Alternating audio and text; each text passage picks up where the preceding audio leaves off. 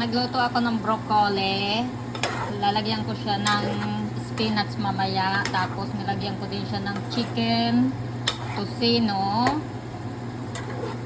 Tapos konting toyo, sibuyas, paminta, sili. Tapos ito ang sinabaw ko sa kanya.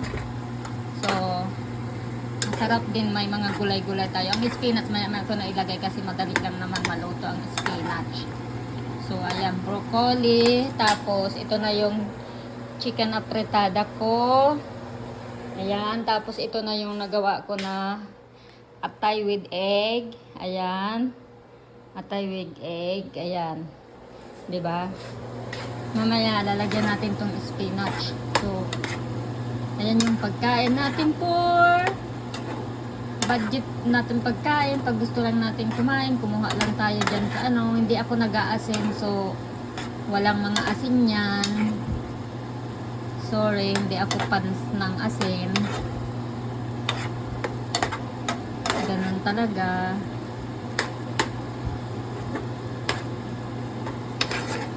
Patutuyuin din natin ang sabaw.